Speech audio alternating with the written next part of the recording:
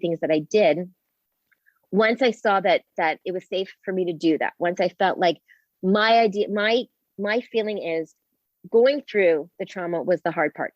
Surviving it was the hard part. If someone judges me for it, that's not going to hurt me. I can survive that. Yeah. So it's been so liberating. And it's also, the reason I wrote the book was because I felt like I was living this partial life because I was so afraid people would know the real me that I kind of kept myself hidden. And now that it's out there, I feel that's why I can post dance videos I could do. That's why I can just be 100% me. And it's so liberating that was when I started thinking about my relationships. And I started thinking about that maybe it's not too late to embrace and who I really am. And that's when I came out. So how old were you then? It's just been over this last year. Oh, so have you been how long? Go ahead. No, just say this, but that was another thing so I told my kids about the dancing. And then I also told them, because there's a chapter in the book about an experience I had with a woman. Right. And I did tell them about that because I didn't tell them about it, but I just mentioned it. Because I also you didn't be like, okay, this is what mom did. Right. But I just wanted them, I just thought of what are the things that they would want to hear from me and not other people kind of thing. Mm-hmm. So then they weren't, nobody was shocked, when I told them. Yeah. I mean, yeah. So did you have boyfriends up until last year, or you've primarily been single? Or? No, that was the thing. I had tons. But it was always, and that was the thing. I had a friend of mine who'd say to me, I'm really opening up here, who would say to me, you have sex like a man, meaning I completely was the physical part was easy. I mean, not always satisfying, but it was easy. I would always sort of, even when I got into relationships, except for a couple, when I did try, I tried to feel the way I was supposed to feel, I tried. Mm-hmm. And other times I would even say when I dated somebody, I don't plan, don't ask me for 2 weeks from now. Let's just be in the moment. And then every time I would end it, and every time I would feel relief. And I would think about all those cliched movie scenes when a girl breaks up with her boyfriend and she's crying over ice cream. And I'm like, what is that? Why are they upset? I would always feel like I would wake up in the middle of the night sometimes, I swear to God, and I'd be like, I can't do this. I can't do this. And then I would end it and I would feel relief. And, but I still, for years, I considered myself straight with a twist. And then, but I think the problem was, as curious as I was, as much as I knew with myself, I was leaning that way, I felt like it was too late. I felt like I'm in my 40s. At the time, I was living in the suburbs. I didn't think I knew lesbians. I felt and I also had heard, oh, you come out late and you've been with men, you're not going to be accepted. So I kind of thought, what's the point? So I just kept sort of putting myself out there with men. And it got to a point when I was just hating it, and I had decided last year, I kind of decided I knew what I wanted. And I still thought I'm never going to meet anyone at this age and at this time and whatever, but I didn't care. I just knew that I was done trying to fit myself into this role that wasn't supposed to be me. And And I actually wrote an article for a magazine about coming out in your 50s. I don't do anything in a subtle way. So I wrote about coming out in your 50s. And it's funny because I told a friend of mine, and she was like, didn't I know this already? Didn't I? And I'm like, did you? I guess I always dropped, even my sons, I told them and they were they weren't surprised. They weren't, one of them thinks it's a bit, he's going to need some time to kind of whatever. So isn't that bizarre though? Everything in your book that, you would think would be shocking, but then they have to really process the whole coming out more than. Yeah. One was fine with it. And then the other one had to take a minute. Well, he takes it, because it's not that he has an issue with the idea of gay. It's just, it's his mom. So, and he's had a lot to do with this. Again, it's me. So, but he's been amazing. He's been amazing with me, but it's a process. My older son, interestingly, we had gone out for dinner, me, him, and his girlfriend a few years ago.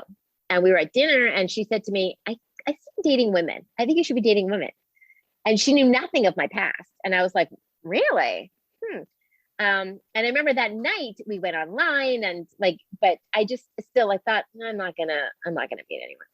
But so when I told him and her, they were like, oh, okay. Like, okay, whatever. I told my sister and she was thrilled for some reason. Like she loves having a gay sister.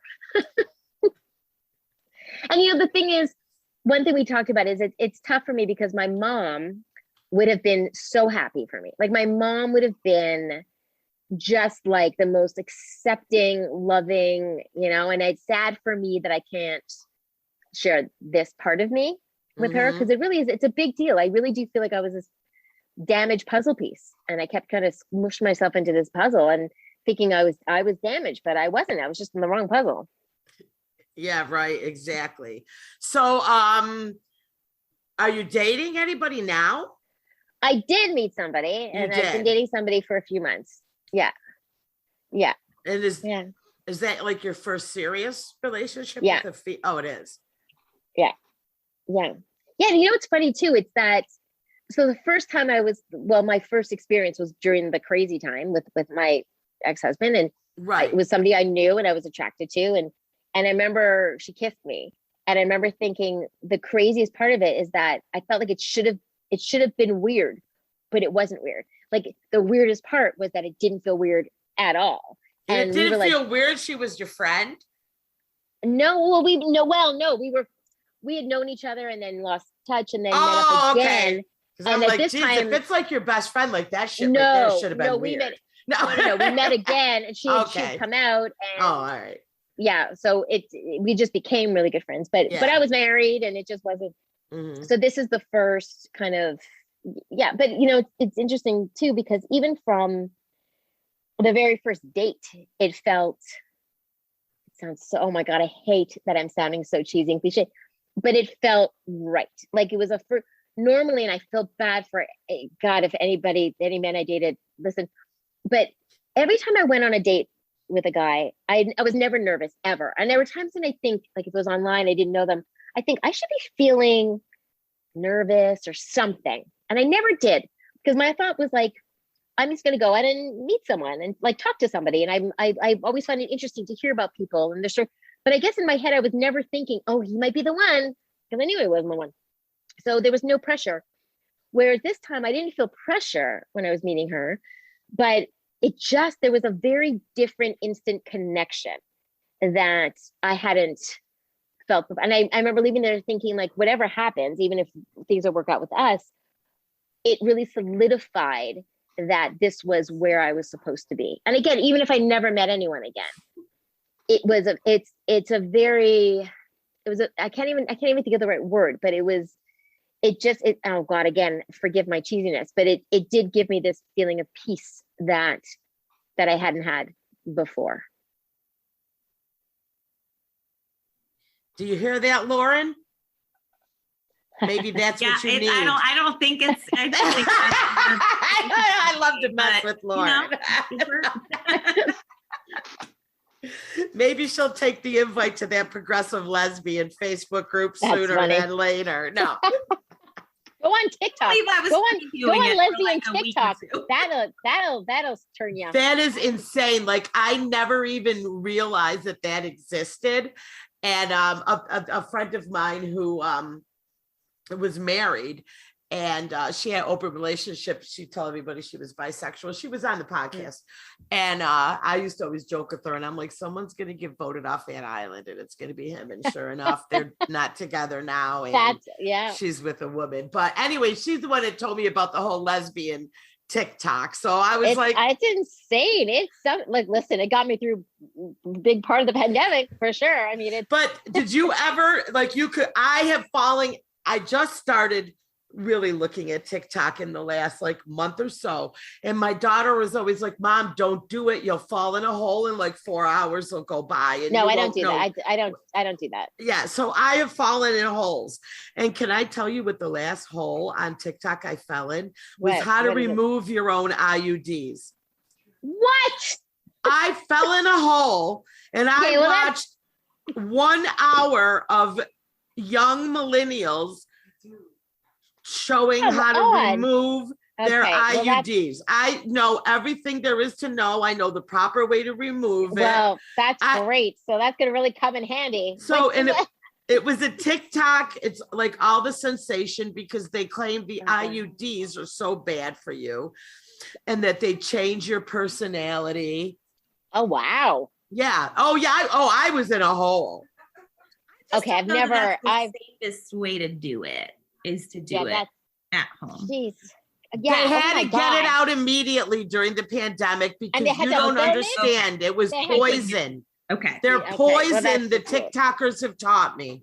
Okay, well, if you're getting that may be an issue if you're getting your medical advice from millennial TikTokers. You might want to rethink that.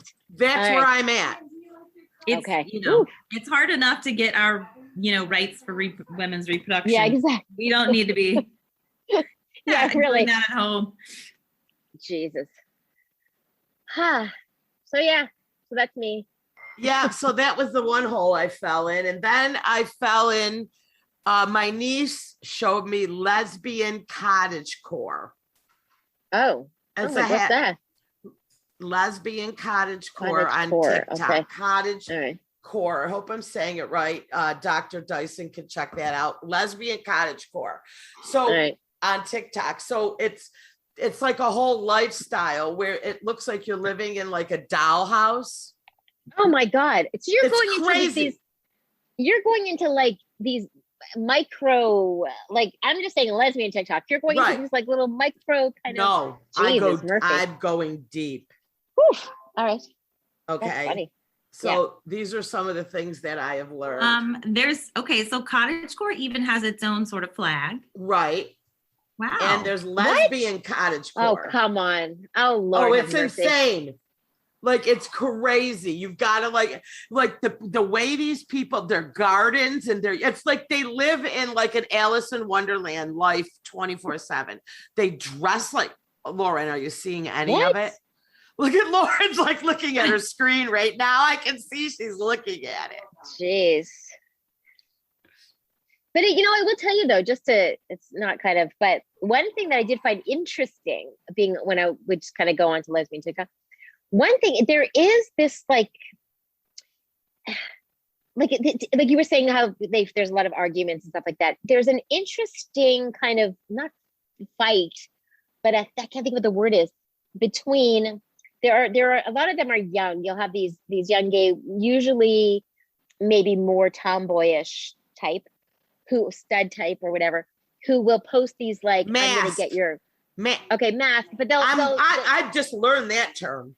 Mask, lesbian, hashtag, or butch, but what they'll do is they'll post these videos that are like, you take care of your woman, or I'm gonna take her, or kind of about on straight women. They're always coming after straight women, like, oh, come to me. And then there's the other side where there are lesbians who are saying, don't do that. You're just as bad as men who want to turn lesbian women straight. You going after straight women is just as disrespectful. So there's this thing between, you'll have videos, somebody will post one video and then another one will post a video criticizing that video. It's an interesting, and then you have other people who say live and let live and whatever. But yeah, it's an interesting kind of, but then you also have straight women who are enjoying lesbian TikTok, who will say, you're making me question my sexuality. So it's definitely a thing. But so like the whole TikTok thing is new to me, and I really have, like I say, I've fallen in a hole. In that case, me and Lauren were just discussing about the young girl who they just found her body. Gabby. And and like all the TikTokers are like taking credit, like we found Gabby, and and now the new hashtag is justice for missing people. So now the TikTokers have decided they're going to solve all these crimes. Oh, Jesus Christ. Yeah. But I guess it won't hurt because you never know the power of, 7 billion 17-year-olds. It could be. That sounds funny. As long as we're giving weight to missing Indigenous women, BIPOC women. That's exactly That's the problem. That's exactly what I was thinking, because that's